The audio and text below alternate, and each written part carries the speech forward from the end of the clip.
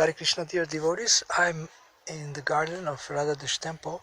Beautiful place, especially when the weather is nice. And I'm with Kancana-valli Devi Dasi, or Srimati Kancana-valli, who is the author of the phenomenal book Crying for Krishna. This is one of the best books I have ever seen in my life, and just so inspiring, so insightful, so deep.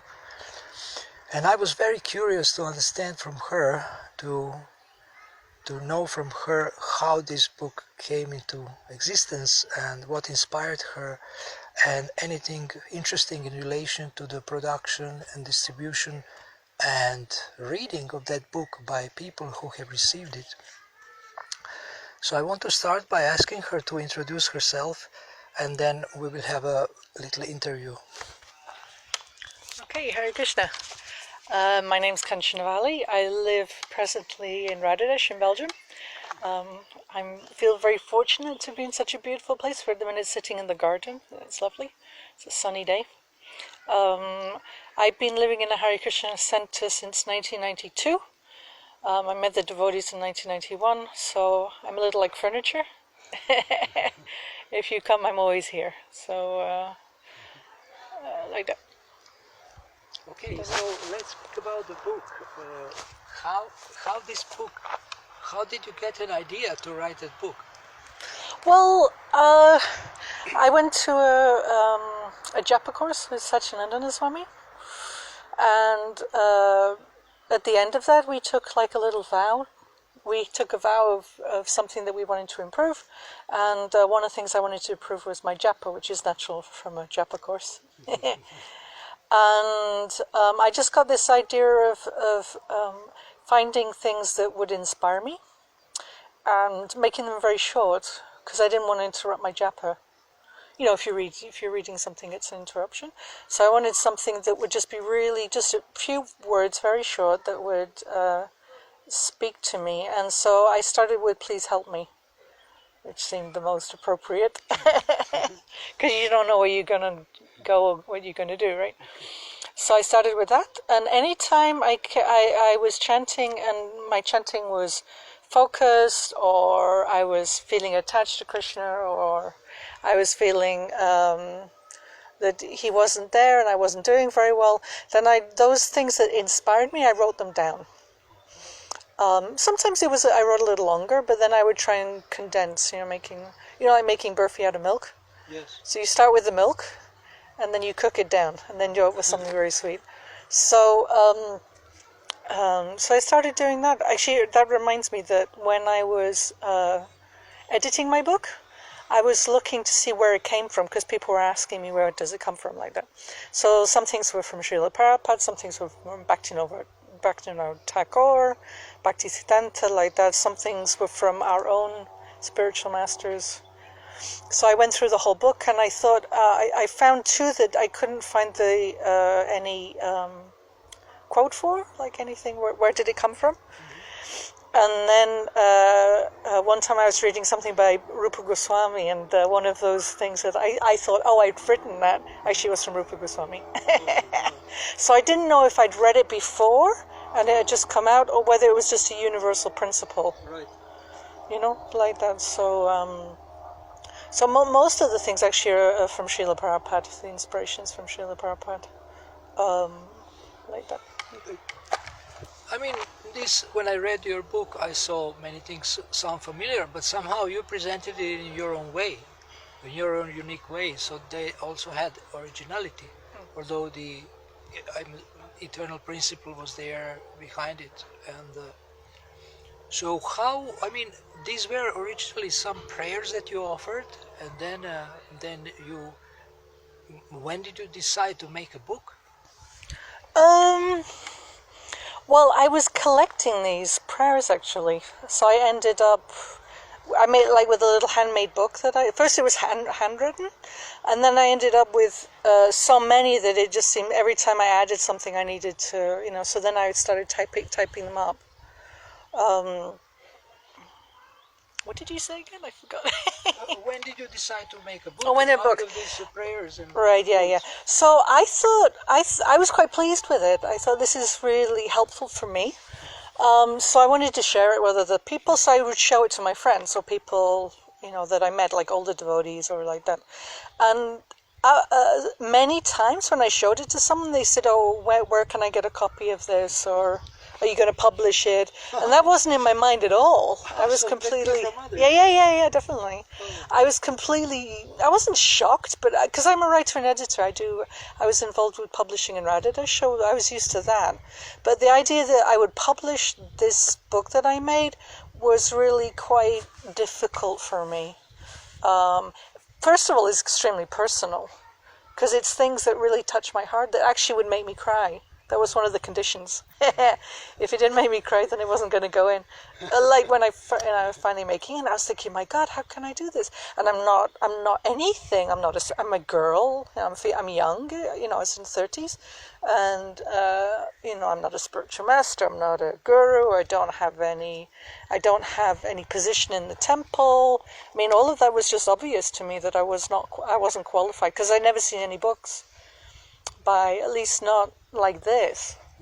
And you're right, it was a little bit unusual because of who I am and the amount of creativity that went into it. Because most people, they just like, if there's a verse that they like, they'll just pick something and just write that down. Yeah. So they'll find something from Prabhupada and they just write the whole thing down. And they feel bad if they don't. But because of the way I was using it, I needed it to be short. I needed to make burfi out of milk. Yeah. So I wanted to keep it really snappy. But people kept saying this, where can I get it? And I actually gave a copy to someone, my only copy, just to show it to someone. And they said, oh, thank you very much. And I'm like, I can't give this to you. Because it's the only copy that I had. It was handwritten. You still have this copy? Unfortunately not. I don't know what happened. I don't think so. Because it went through several stages. So I printed it out like maybe 7 or 8 times by the time it got to printing. Updated. Yeah, when I would update it when I felt something. So when I started, so finally I thought, my God, I'm going to have to write this book. I'm going to have to publish it. First of all, I thought I'll just photocopy it, and I'll make like 20, 30 copies and give it to my friends. But then I realized that that's not what people were thinking. They want, like you said, you bought a copy today. So people will buy several copies of it and give it around. So I was like, okay, I'm going to have to actually publish this, like do it properly. And so when I finally said, okay, I'm going to do it, then I thought, well, I won't put my name on it. So it's not, because I was shocked by the idea of this like putting myself out there. So I thought, I'll do it, but I'm not going to name it. But then I thought, but if I don't name it, then people aren't going to know where it's come from. And people know who I am. So they might think, well, she's not a great devotee, she's, just young or whatever, but at least it's, the vintage of a wine. No. No? Okay. Vintage means when was it made? Who made it? Like, which year was it? And so when you know the vintage of a wine, you know the quality. So it's just the word vintage. So if I thought, well, okay, if I put my name on it, they know the vintage. They know where it's come from. They know who it is. They know that I'm a Prabhupada man, so to say. Yeah. That I'm not going to do anything that's outside that. So I thought, okay, I have to put my name on it. So I went through this kind of process of, oh God, no. And then how many? And so we actually we printed it 3 times, 2,000 volumes. So we've altogether, yeah. So no, 6,000 together. Each time we printed it, it was 2,000.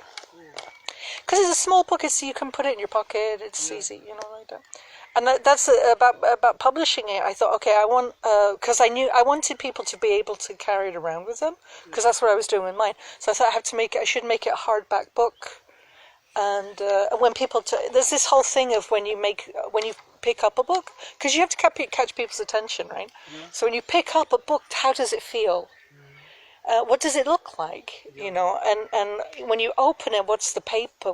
So it should feel nice to touch and to look at and like that. So when I finally got it in my hands, I was like, yes, this is what I wanted. It's something something nice that people can carry around. The main thing was that they'd be able to carry it around with them and it wouldn't get damaged. If you use soft paper for the cover, then it gets ripped easily and damaged, and it's not so good. It had to be hardcover. And the thing is, hardcover is more expensive, but it made the thing more that the books will live longer, which is nice. Anyway, so I ended up printing it and distributing it. So the thing about so I'm the writer, the editor, the publisher, and the salesperson. So when you have to do all of that, it can become quite a lot. I like the devotees, like there's other devotees like Sivarama Swami or Satchidananda Swami or people like that, and their books are much longer, so the process for them is much bigger. Yeah.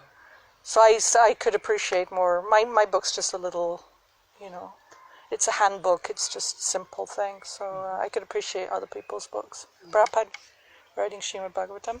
I want to say something that I bought this book several times and I always end up giving it away to other people, and I'm going to buy a new copy today or tomorrow while I'm here. I mean the BLS. And what I'm thinking about this book is that if I would made such a book, I could die completely peacefully, because if you leave something behind like this, it's a great legacy, I think, and it's so practical. I mean, in any situation you can open any page and you can get uplifted, and you can connect with Krishna, actually connect with the Lord, just by reading these prayers, and it's so valuable. Yeah. Okay, so That just reminded me of something. So yes. What you said about now I can die happy. When I published this book and I got a lot of feedback, people liked it, and then I gave it to my spiritual master copy, Sivarama Swami, and he said it's a beautiful little book. And I got what's his name, BB Govinda Maharaj, contact. I mean, they're always, because they're friends, they're always talking to each other. But he sent a message to Sivarama Swami. He said, "Have you got a copy of this book yet?" Because he wanted to get it as a present, but Maharaj had already got a copy. And so when Maharaj, he told me that, I thought, oh, okay, now I can die happy. If he's happy with me, I'm happy. So it was a very nice little moment. Okay, can you tell us something about endorsements or comments, or how you say, testimonials from senior devotees? And I think you told me they gave you, or you wrote in the introduction that they gave you some suggestions how to improve it or something. Yeah. So something about this. Well, yeah, I mean, obviously when we're making something, we want to make sure that we're going in the right direction. Mm-hmm. And so I sent a copy, just a printed copy to my Guru Maharaj. I sent a copy to Satchidananda Swami because his course inspired me to do it. So I thought, okay, I should send it to him. He actually ended up writing a preface, something in the little poem in the beginning, which is lovely. And I had Jai Bhadra, who's my friend, she's a very good editor, Rupa Sanatan, who's a BBT guy, and also a lady called Srimati, who lives in Vrindavan, who's very, how do you say, I would consider her, she's a very advanced devotee, and she's also very intellectual, she's very smart. So, huh? No, I don't remember who her Guru Maharaj was. Okay. But yeah, she's certainly kind of on that, when you see her, you think her like that, that she's an advanced person. So I gave them all copies. Sivarama Maharaj wrote back and said, "Thank you very much. I can't give you any feedback really, but I like the book very much." He's always busy, so. I think I got the impression that he flicked through it, so that was, he had a quick look and he was happy with it, so that was good. Satchidananda Swami said that he read, at least I was told, he came to Radhadesh and they gave him a copy when it was printed, and he's on the way in, he read it, the whole thing in one go. And he said it was a very nice book, so he really liked it. And then I got, because they're both busy, but then I got a practical feedback, editing feedback from Rupa Sanatan, from Jai Bhadra, and from Srimati. Srimati actually, I wasn't expecting her to do this, but she actually went through it and she wrote down in the book different things. And the thing that she said, those were like details, but the thing that she said that was most important was this is Mayavadi. She said, this is Mayavadi book. I was like, what? She said, because you're not saying who you're praying to. Because I didn't, in the final book it says, dear Lord Krishna, please help me to, like that, it's in the top. And I hadn't put that in the book that I had sent her, and she said, you have to do this. And I was like, fantastic, that is really good, it's really good feedback. It's always, like when someone doesn't like someone, but they give you the solution, it's great, that's really great. So I was really pleased. And then, so I went through the whole thing. Most of it's to Krishna, although somebody said I wanted to be Radharani, but because I just wanted to keep it like clear and clean and simple. So most of the prayers to Krishna, one or two to Lord Chaitanya, and there's also Radharani in there as well. Maybe one for Prabhupada, but like that. So I added that, which was really good. I got some good, and then I got good editing feedback from my other two editors. So my feeling is when you do something, the more feedback you can get and the more these practical details that you can get, the better it'll be. So I ended up with this really nice rounding off, because I'd done a lot of editing, and when you edit something, you go through it again and again and again and again, and you try and polish it and make it nice. And like I said, that it's like polishing diamonds. Yeah. So you get the diamonds from Rupa Goswami, and they make the diamonds, and then you take them and you cut and polish them. Just make them a little, make it a little sharper. And so I was very, very pleased by the feedback that I got. It was really, really useful, and it made it much better. Okay. So they helped you to make it clear who is who in the book. Yeah. Right. Well, it was mostly when I'm thinking of Krishna. So he's my, that's the focus. Right. I don't feel like praying to Radharani so much because she's so delicate and so kind of important, So the idea of I know we chant Hare Krishna, but then the idea of actually going to her personally, I felt a bit like that wasn't, I'm not advanced enough to do that. So Krishna, I feel comfortable with. Okay. Do you have any stories of people giving you feedback after reading it and maybe receiving it as a gift? If I'm honest, there's been quite a few. So every now and then I'd meet someone who wanted me to sign it, and once or twice they look a little starstruck. Oh, you're an amazing person. And I'm like, okay, no, that's not it. I like that. But I was like, oh my God, now I have to kind of live up to this, which is very sweet. So I didn't try and dissuade them from this thing, because it's not fair for them. They actually have this feeling, and it's good. That's, I'm not anything particular, but this is maybe if it helps them connect with their chanting. So that's important. Mostly one person said, I think they were wondering if it was an lSKCON book or not. They said, "Where's Prabhupada? Why haven't you?" Because I put the acknowledgements in the back. So he said, "Why didn't you acknowledge Srila Prabhupada?" I said, "Well, I did, but it's in the back." Because that's more. I wanted the book to be very accessible. So not to clutter it up. So I didn't. Another thing people said is that they wanted quotes from Shastra. Where is this from? And I can understand that, and I agree with them. But in some ways, I'm like, well, if you don't know where these are from, then you need to be reading more. You know what I mean? That this is like 80% is Prabhupada. Right, so I was a little bit, and I didn't want to put the quotes in the book because it would just distract. Yes. It would add, you know what I mean. Yeah. It would just add too many more levels, and I thought I just don't want to do that. And if I added it in the back, I'd be ending up putting 30 or 40 pages. I'd make, Yeah. So I did start doing one, but I didn't finish it. So maybe I should. One person. Oh. That's actually a story I wrote. That's not. Can I tell you about a story I got some feedback on? Yes. So there's another book that I'm working on that I'm calling oh God, what do I call it? Living analogies. So this, Crying for Krishna, is taking the scriptures and condensing it, making it really short, something you can just read quickly and you go, wow, and it just kind of like, it just hits you and you go, oh, that's amazing, and then you can continue chanting. But I wanted to take, I got inspired to like start writing some, one of the, that's probably it, one of the things I put in Crying for Krishna actually had a story to go along with it. So this is actually another thing that I should tell you about, is how I came up with some of these prayers or stories. So the first one was when I went to the Kirtan festival in Germany in 2011, and Satchidananda Swami was there, and before he would sing, he would say something just to inspire us, or to kind of get our, So one of the things he said is, we're on this side of the ocean of birth and death, and Krishna's on the other side.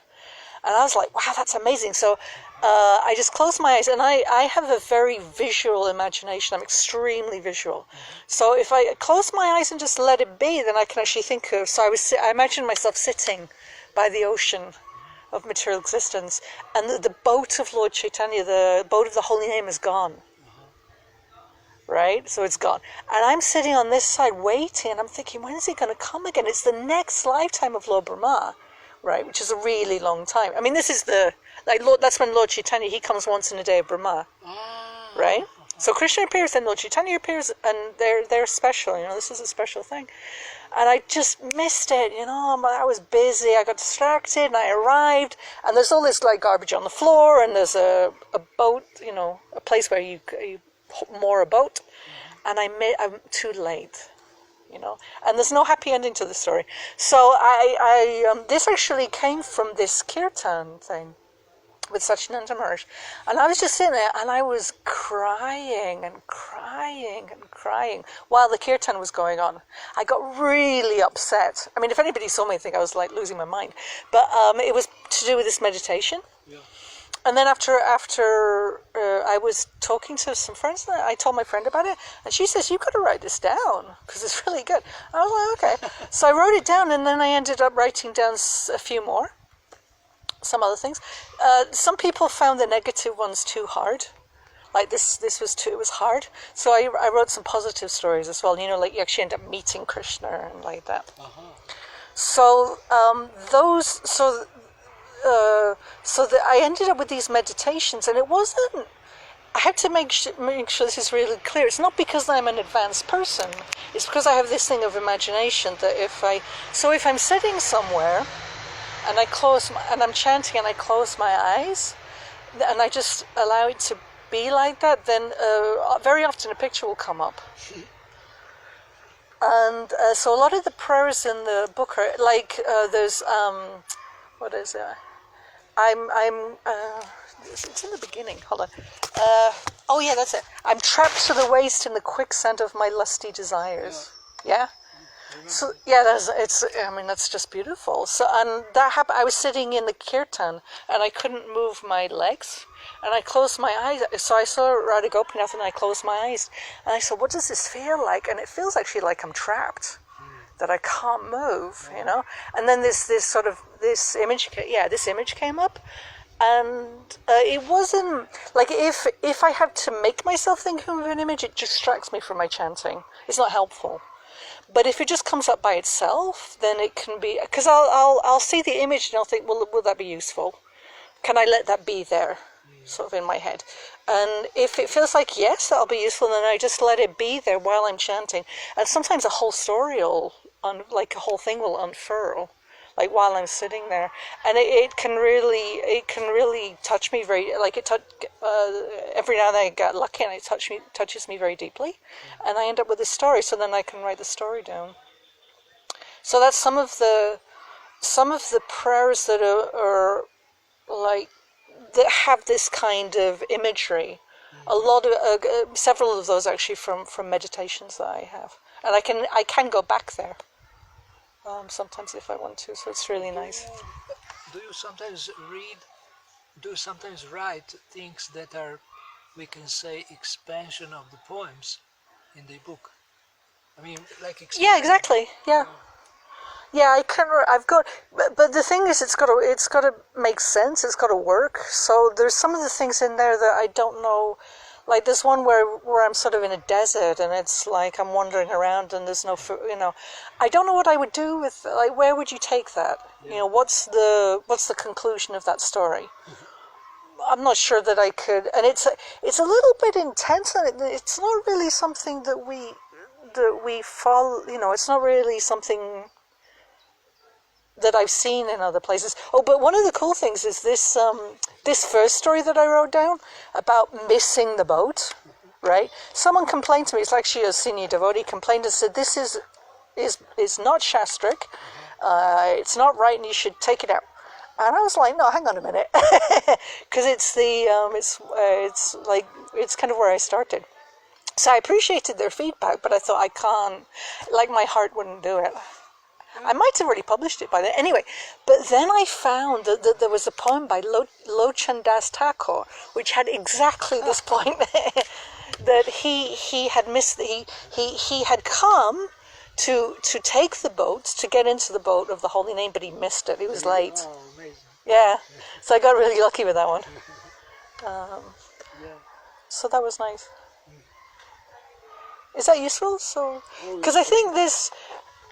Because the thing also, like because I'll give you another example as well, but because I have this ability or this just innate ability to be visual, I can do something that other people maybe can't.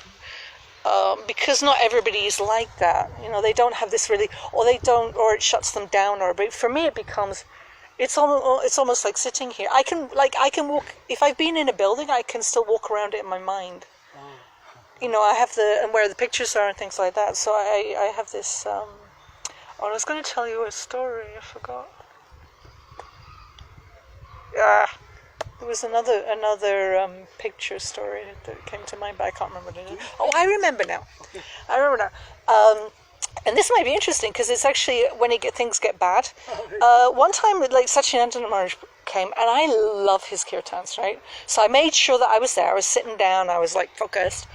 And the kirtan started, and I was like, because I'd already done this book, and I was thinking, okay, what are we going to do now? Right, what's going to happen today? And I sat there, and my basic feeling was, I don't care if I'm here or not. It makes no difference to me whatsoever. I'm not interested. It's nice to be like that, right? And I was like, and having done a book like this where things become very intense and, like I really get into it, I was a bit shocked actually. And I thought, oh God, what am I going to do? So I thought, I have to do something. I can't just sit here and not care, right? So what happens, okay, let's close your eyes and see what happens. Because that's sort of my, it's sort of a go-to place I can do. So, because one thing is if I have my eyes open, I get distracted by people. So when I close my eyes, that's better for me, right? So I closed my eyes and I thought, okay, what does this feel like? And after a few moments, I got this feeling, actually I was underwater and I was in the Arctic, right? So there was ice above me, so like this frozen sort of dead feeling, right? So the ice is above my head. I'm actually in the water and I'm freezing to death. And suddenly there's this, oh no, oh God, I've got to get out of here, right? That was the feeling that came up. And I thought, okay, got it, right? Now, and the kirtan's going on, right? So now I can start praying to Krishna, please help me, I'm stuck, please, I don't know what to do, I'm lost, I'm going to die. And so I kind of allowed that image to be, and I ended up, like, at some point with my head, there was a hole, so I ended up with my head through the ice, and I could see this, because of the way the light was, there was this kind of golden kind of sun, but it was very faded. So I'm like there, and eventually I managed to get out onto land, because I couldn't just stay there, because you can't just let yourself die. So eventually I ended up on the land, and then I was okay. And through that, so from... The interesting thing is you can be in a really bad place, like, I mean, for me that's a terrible place. For being in this, I don't care. I'm not interested. Why are we doing this? Into actually, and by taking a little bit of time just to, say, okay, what's my, what's my life belt? And you grab something.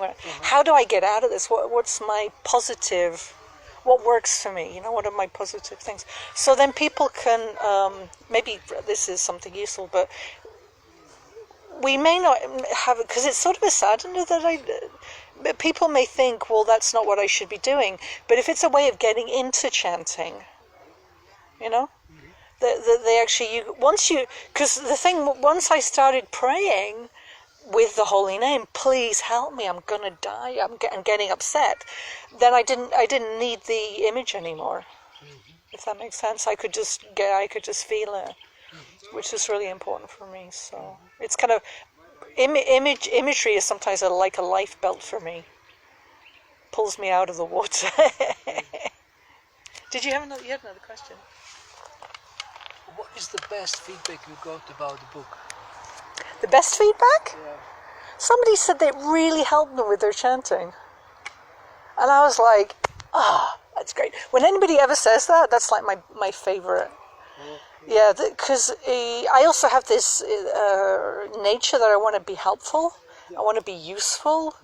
I'm sure a lot of people have that. And so if somebody says, thank you, you really helped me, then I was like... There was actually one devotee, who I won't say who it is because he might be embarrassed, but there was one devotee who was a brahmachari, and he ended up with a copy of my book before it was published. One of the copies went astray, so it was okay. And he said him and a couple of other, I think it was two or three other brahmacharis, every morning they had a little table and they put the book on the table in the middle of maybe the temple room or wherever they were chanting, and they would chant around the book. Before they chanted, I was like, what? And so before they started chanting, so before each round, they would open it up and they would read something and then put it down and then chant with that kind of mood. What was that? Okay, how can we... And they said they did it every day for, I don't know, it was weeks or months, but since he got the book, then, because they liked it as well. Wonderful. Yeah, and that was like, and then I thought, that's the way somebody could use the book. So that's a useful, very practical.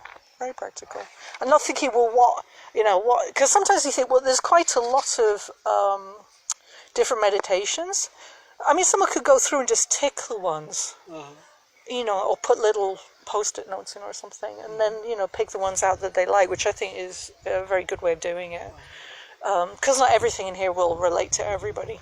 But I thought this was lovely because they were just taking it as it came, and so I think that was probably my favorite. Because then they were really using it, so it was very nice.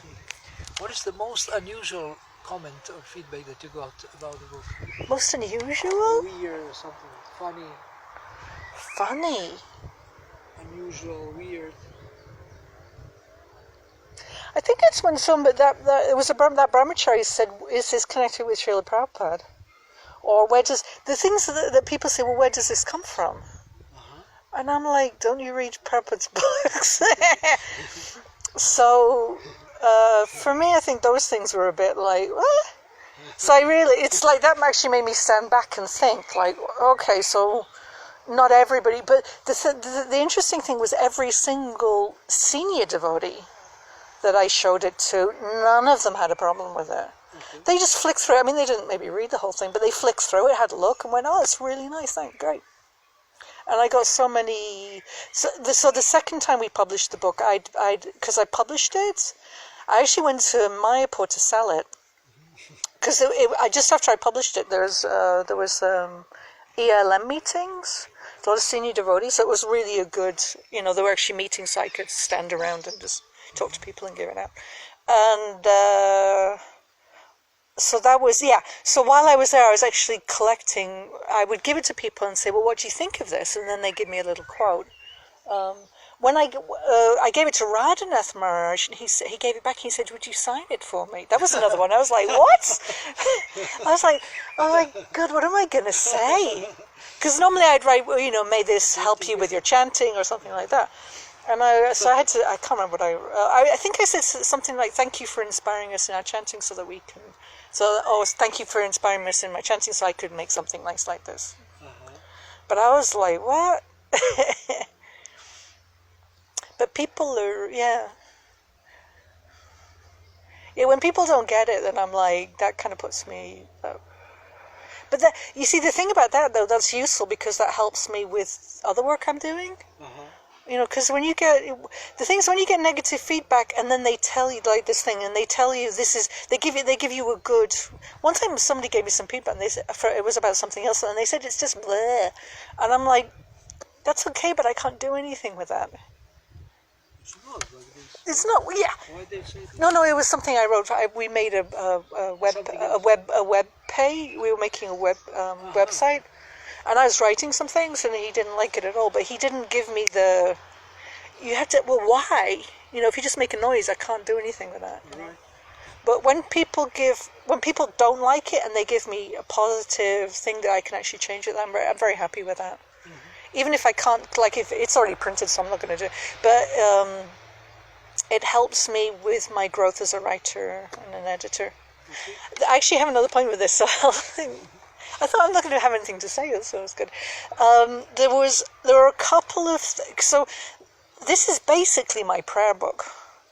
So it's very personal, and it's very it's just very personal. It's something that really touches me. That I have it's very close to my heart. So when I was going through it, I was thinking, well, is it okay that I put this in? You know, and there are actually two things that I took out. One was more Rasika. Somebody said something that was kind of more, that had a kind of a Rasika mood. And in the moment, it was really perfect for me. And something else I think was too negative. It was like too much of a kick in the guts. You know, if you read it, I was like, oh, God, it's hopeless. So I thought there were like maybe a couple of things that I left out because it was too personal. You had them sounded saved. I could probably find them, yeah. I remember one particularly, but it's such long, the exact words, but I remember who said it and what the mood was. Mm-hmm. But it was too much. So I had to be, and some things like there was a prayer where I'm a beggar on the outskirts of the marketplace of the Holy Name, right? My prayer book says leper. So leper means that your hands are falling off, your nose is disappearing, you're kind of melting. And it's awful. It's a really... Leper? Well, because Bhaktivinoda Thakur is a sweeper in the marketplace of the Holy Name. And then you have Bhaktisiddhanta, and then you have Prabhupada, and then you have my spiritual master, and then you have me. So I thought, well, first of all, I've got to take myself outside. Because Bhaktivinoda Thakur is a sweeper in the marketplace of the Holy Name. So that means I shouldn't even be there. Okay. Right, so I'm outside. And he was a sweeper. So in India, sweepers are, very low class. Being a cleaner, it's a very low. It's like militia caste. So then I thought there's like 3 or 4 more levels before. I was like, okay, what am I going to do? So I thought, okay, I thought beggar is good, but then I thought, no, one of them are probably that. You have to, Beggar is high. Yeah, beggar is high. If you're a beggar, you're in good shape. So I thought, okay, let's really go for it. So I put leper, but I thought for most people that would be way too much. And I didn't want to go through this whole thought process, and I thought leper, and not everyone knows what a leper is, and so when I did the editing for this, and with help from other people, I changed some things, just to make it more accessible, and make it more like real, because if you, like I like to take things really to the, like I said, like like how can you make this really awful, because that's what kind of that's what like catches my attention. And I'm like, oh God, I'm gonna I'm gonna die. That catches my attention. I am really gonna die. I mean, it's a nice day, but it's gonna be sometime. I mean, one time I had this. It was in another kirtan, and I'd been helping take care of the cows, and one of the girls had got like gored or something. I'd been like smacked in the face and like with the head. I'd been butted by one of them, and it was just like I closed my eyes, and I actually had this image of having a rope around my neck, being one of the cows, and being led to slaughter. So this image, but I couldn't. This image came up, but I thought I can't. This is too much, even for me. And I thought, no, I can't go through with this. Of putting your head down, and actually I thought, no, that's too far. So you have to. Sometimes an image will come up and I can't. A small amount of it is okay, but if you take it to the extreme, it's just going to be too much. Did any people tell you that they cried when they read the book? Cried for Krishna or for something else? I know. I don't. Yeah, I mean, I don't know. I don't remember anybody telling me that because I think it's actually very personal. To go and, and it may be like bragging. Hey, actually, yeah, I can do that too. So I don't think devotees really have that kind of. I'm as good as you. I can do that. I don't think devotees really have that. I got the feeling that people were touched by it, that it touched their emotions, and that they felt connected to it, and that it was, like you said, that it was very helpful and like that. But actually crying, I don't think so. And how much did you cry before you made a book? How much did I cry? When I was making because there were two stages. The first stage was my prayer book, and I was using it to help me improve my chanting. Second stage was making it. So that actually went over 4 years. Oh my God. So yeah, the whole thing was 4 years. Yeah, it's quite a long time. But I mean, so that's if you're going to make something good, you need to. If you're going to make burfi, you got to cook it. It won't come out by itself. You can't just pour the milk out and say, here's burfi. You have to, yeah. So, what did you say again? What was the... How much did you cry before you made a book? Like I said, my condition for letting one of the prayers be in the book was that it made me cry. That was the condition. There were 2 or 3 things that I put in because they should be there, like Shikshashtaka. What's the third verse of Shikshashtaka? Oh, let me, be more humble in a tree and like a blade of grass. And I'm taller than the tree. I'm more humble in a blade of grass. So I put that in and a couple of other things, just because it seemed like it should be there. That's sort of, those are important verses. Yeah. But the rest of it, it really, either it had to help me really connect with chanting and really help me chant, or it had to make me cry. So every time that I would cry, I thought, I've got it. That's it. I've actually achieved my goal. So sometimes it could be every day. I mean, it was over 4 years. It could be every day. But it might take like 3-4 days before you get back to that feeling. I mean, I'm also in a female body when there's this hormonal cycle we go on. Yeah. So at a certain point in hormonal cycles, I don't want to be, but for ladies, they actually cry for no reason. They don't, right? So like every now and then I'd be standing in front of Krishna and I'd be like, oh, Krishna, you're so lovely. And I just start crying. And I kind of look at my watch and go, oh yeah, it's that, it's not. So I would know, but it's not, and that's the thing I actually talk about. One of the things I talk about in the book is it doesn't matter if your emotions are spiritual or not. What it matters is it helps us to connect to Krishna. So whatever the emotion is, if it's happiness, and some people they can't deal with negative emotions, maybe because they have a depressive, maybe it's too much for them. Yeah. So I checked actually that there were enough positive things in there. So wherever your emotion is coming from, whatever's causing it, it doesn't matter. The thing is, how can you use it in Krishna consciousness? Yeah? So even if we know this is just my hormones, it's nothing real. But then I didn't care, because it made me think about the deities, and I'd be like, I'd have that kind of like, So, but it's important for us to know where we are spiritually. Because if we start crying and thinking, oh, then we're very advanced. Like someone said that to me. Actually, that was one of the things somebody said. Wow, you're really advanced from writing this book. And I'm like, oh no, come on. I'm trapped to the waist in the quicksand of my lusty desires. Does that sound like an advanced person to you? So if somebody actually reads it, they'll realize it's not. But I just got lucky. My spiritual master, one time I wrote him a letter. I was trying to find somewhere new to live. Yeah, I was trying to find somewhere new to live, and I wasn't sure where to go. So I wrote to him, and I said, okay, there's these places you suggested, but I find those difficult, and I'd like to stay here because. So it was quite a long letter.